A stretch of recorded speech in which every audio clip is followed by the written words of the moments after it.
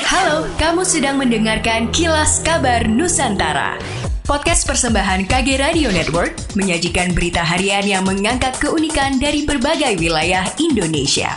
Kilas Kabar Nusantara dapat juga didukung oleh pengiklan loh.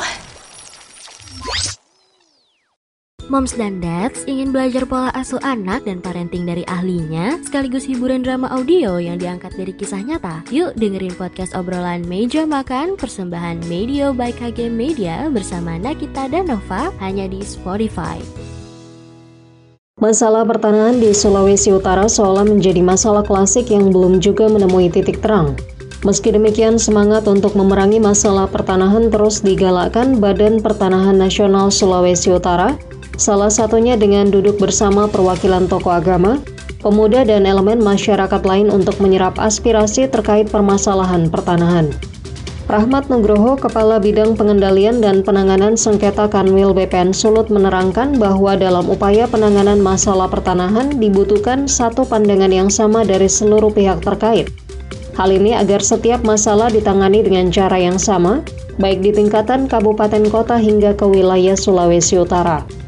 Menyamakan pandangan terkait penyelesaian masalah pertanahan itu diapresiasi oleh Risat Sanger, Koordinator Serdadu Anti Mafia Tanah Sulawesi Utara. Menurut Risat, 4 pilar yakni ATR BPN, kepolisian, kejaksaan, dan pengadilan harus memiliki pandangan yang sama dalam menghadapi kasus pertanahan, sehingga perlu bagi keempat pilar tersebut melakukan pertemuan guna membahas masalah itu. Risat mengatakan permasalahan pertanahan di Sulawesi Utara sangat krusial dan sudah seharusnya mendapat penanganan serius, sebagaimana yang diinginkan oleh Presiden Joko Widodo.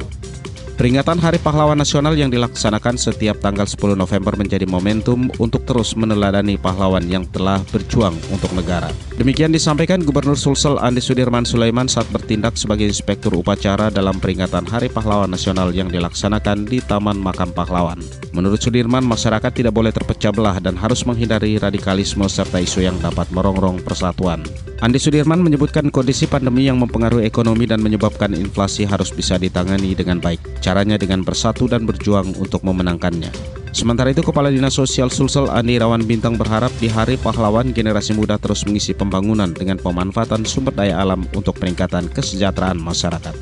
Peringatan Hari Pahlawan yang jatuh setiap tanggal 10 November dimaknai Wali Kota Pontianak Edi Rusdi Kamtono sebagai momentum memperbaiki karakter dengan meneladani semangat juang para pahlawan bangsa Indonesia. Dia mengajak masyarakat Kota Pontianak untuk memiliki jiwa yang tangguh, terutama ketika menghadapi tantangan. Ia juga meminta kepada ASN di lingkungan pemerintah kota untuk mengambil pelajaran dari nilai-nilai kepahlawanan dari masa lalu. Semangat kepahlawanan juga diartikannya sebagai semangat persatuan antar elemen bangsa.